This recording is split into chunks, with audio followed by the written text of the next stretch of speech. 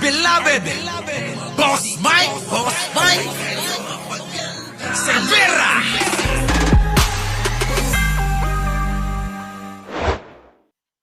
Kanina na yung 20 pesos na bigas, per kilo na bigas. Kailan po kaya yun i-expect natin na marirealize? May ano po ba tayo? May timetable po tayo for this? Yesterday, if not sooner. Lahat ng timetable ko, yesterday, if not sooner. Lahat yan, ASAP. Kita nyo, ang Pangulong Bongbong Marcos hinahanap nila yung 20 pesos na bigas. O ano bang sagot ni Pangulo? Ang gusto niya, ASAP. Para sa Pilipino, lahat ng programa, ASAP. Hindi nyo ba maintindihan yan? Kaya nga ang tanong ko sa inyo pong pag-isipang maigi. Ang lahat ng proyekto ni Pangulong Bongbong para sa tao, nakabubuhay ng tao. Ang proyekto ni Digong, nakita nyo ba? Puro nakakamatay Di ba, Argo? Argo, di ba yung idol mo, yung proyekto, puro nakakamatay ng mga Pilipino. Kita mo, yung tulay na ginawa sa Isabela, bagsak! May mga nag-disgrasya. Si Pangulong Bongbong Marcos, gumawa ng tunnel sa Mindanao. Para mas mabilis ang transportasyon ng mga kalakal, ng mga inyong mga bigas, palay, at kung ano pa inyong mga paninda dyan. Diba? Kita nyo? Yung tulay mula sa may Cavite hanggang sa may Bataan, inumpisan na. Punta kayo ng Cavite, traffic na. Bakit? Kasi nga, inuumpisa na yung mga tulay Tapos, mga kababayan, yung ating tren na dating PNR, abay malapit na rin buksan. Tapos na yung alin, yung istasyon sa may Clark. Tutuloy-tuloy yun ng kamay nilaan. Kita nyo? Tapos galit na galit kayo kay Pangulo. Hindi pumapatay ng tao. Lahat ng proyekto, pinapakinabangan. Nagbukas ng mga pabahay, binigay sa mga mahihirap. Merong pagamutan, merong ospital. Di ba? Merong paaralan. Saan pa kayo? Lahat yan nakakabuhay. Yung mga programa at proyekto ni Digong, lahat may namatay. Mahirap kang unawain yun. Kaya wag na kayo, ako na humihingi ng dispensa. Kung minsan sinasabihan kayo, usama nyo na ako. Usama nyo na ako. Kung sinasabihan kayo na kayo mga tatanga-tanga, mga bobot, mga mangmang. Kasi totoo naman pala.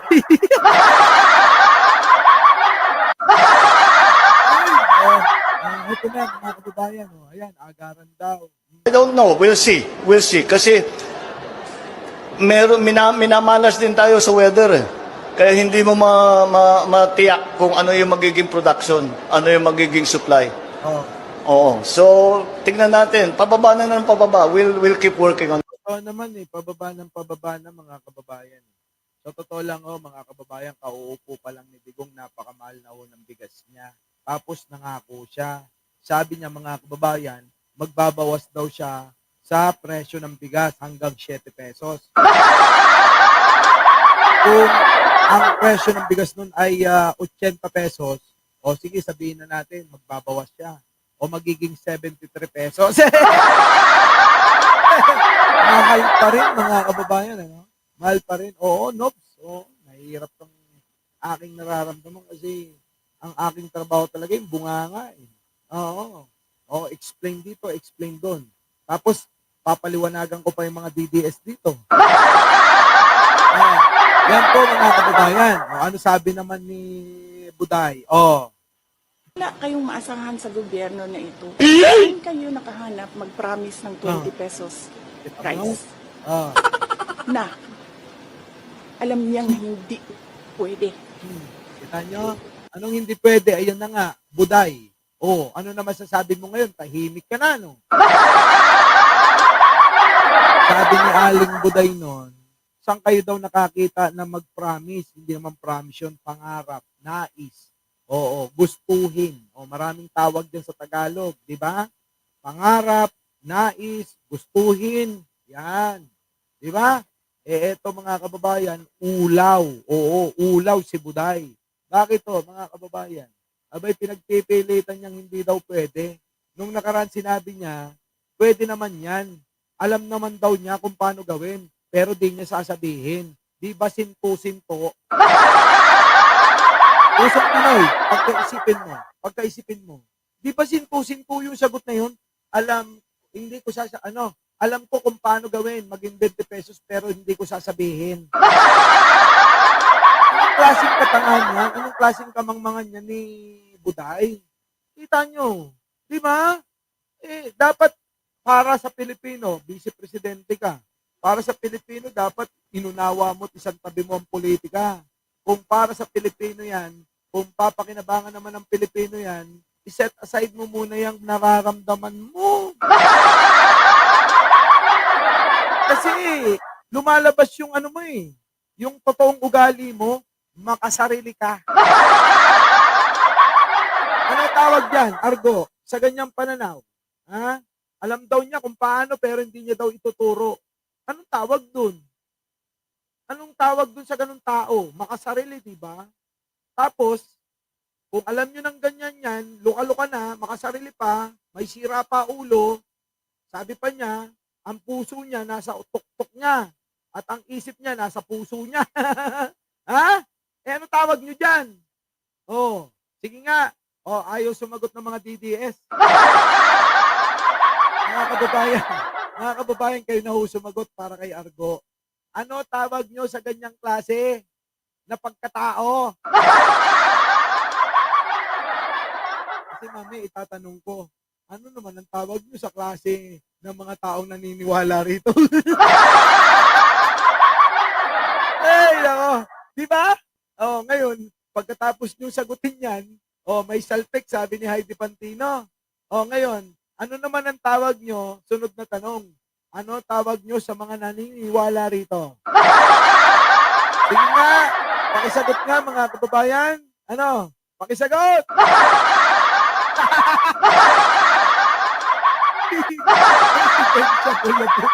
Ha? Tuloy. Nasa na? Wala kayong maasahan sa gobyerno na ito. Saan kayo nakahanap mag-promise ng 20 pesos rice? Na alam niyang hindi pwede. Huwag kayo umasa na magbabago ang buhay niyo, gaganda ang Pilipinas dahil sa gobyerno na ito. Paano nga gaganda ang buhay namin ninanakaw mo yung pera?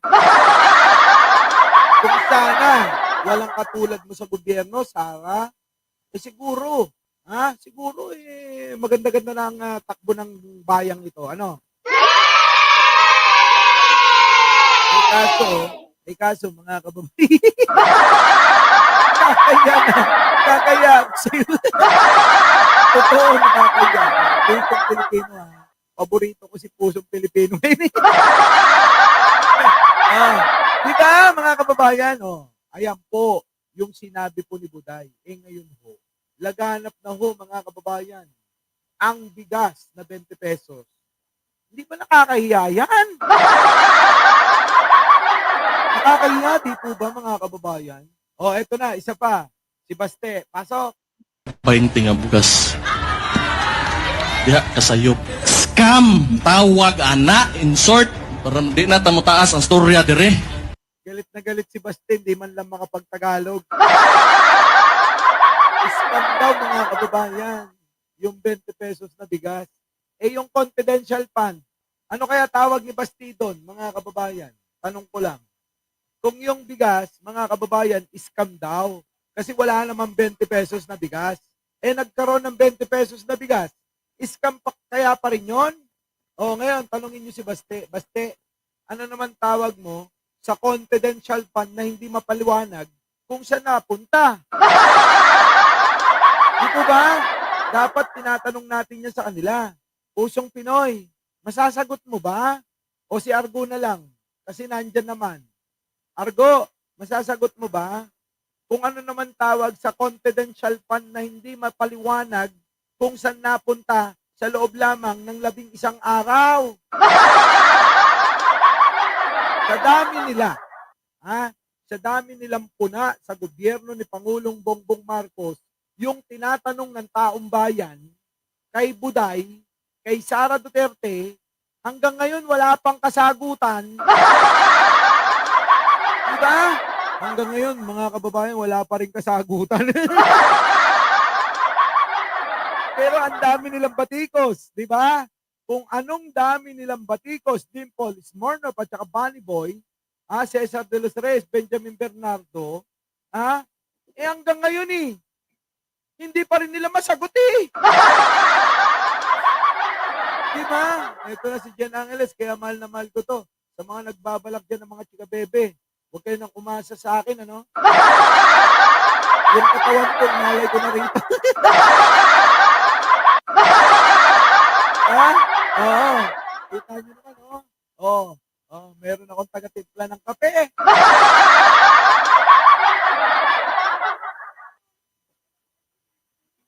Grabe ka naman, mahal daw pag may utos. Pag wala daw utos, hindi na raw siya mahal. Tuloy natin tong banat ni Baste. Ibakak ni mo ng tag-20 nga bugas. Diha, kasayop. Scam! Tawag, ana, in short. Para di na tamutaas ang storya dire. Di manggod, nga ni manggod na, og politiko ka, mutungtong kag itablado, og unsay ingno nimo, timan anas tao. Mustorya kag ingon ana, siguro. Pwede po ba sa mga kababayan natin Bisaya dyan, paki-explain naman Kasi po mga kababayan yung sinasabi ni Baste, ewan ko ba, di ko alam kung siya lang nakakaintindi o meron dyan nakakaunawa. Iusap ko lang, Baste, pwede ba sa susunod magtagalog ka na? Tandaan mo mga Pilipino tayo, ang pambansang salita, ang pambansang lingwahe ng Pilipino ay Tagalog. Para mas maunawaan ng nakakarami, yung sinasabi mo, dapat Tagalogin mo. Kasi, hindi ka mananalo maging presidente. Ako, Ilocano ako. Pero nagtatagalog ako. Bakit? Kasi para mas maunawaan nating lahat, no? Si Basti, hindi makapagtagalog ng diretsyo.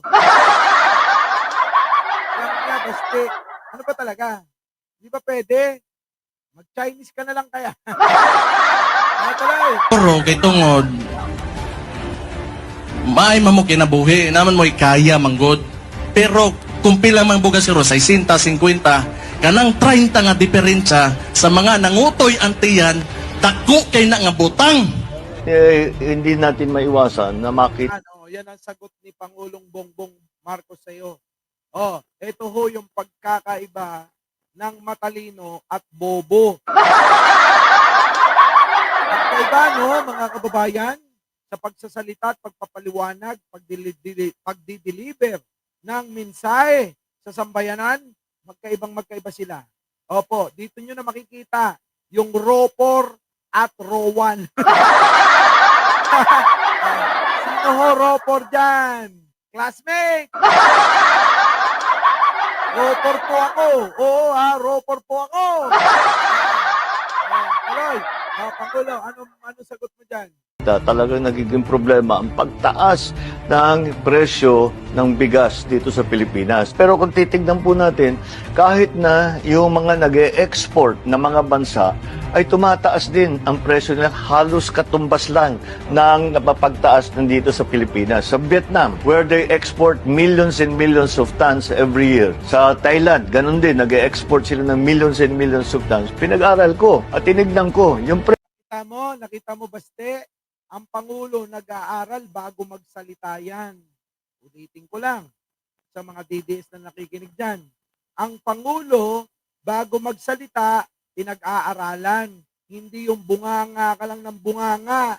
Para bang yung bibig mo, daig pa puwet ng manok.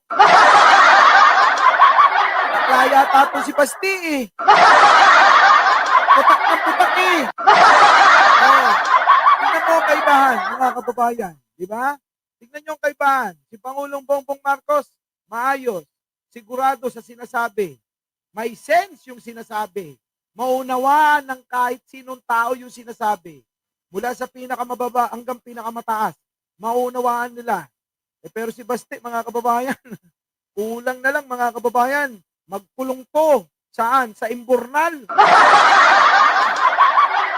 Presyo ba nila doon sa kanilang bansa ay mababa? Hindi rin eh. Dahil ang naging problema ay hindi dito sa Pilipinas. Ang nangyayari dito, nagkakaroon tayo ng pataasan ng presyo ng langis. Pag tumaas ang langis, tumataas ang urea. Lahat na sa patubig, lahat yan ay kailangan ayusin. Kaya lahat po ito na mga external shocks ay tinatamaan talaga tayo. Ginagawa natin lahat upang naman ang produksyon natin ay maging sapat na hindi na tayo nag-i-import, mababawasan ang mga inputs kung tawagin para sa ating mga farmer at sana naman may stabilize man lang natin yung presyo ng bigas. Our beloved Boss Mike, Boss Mike.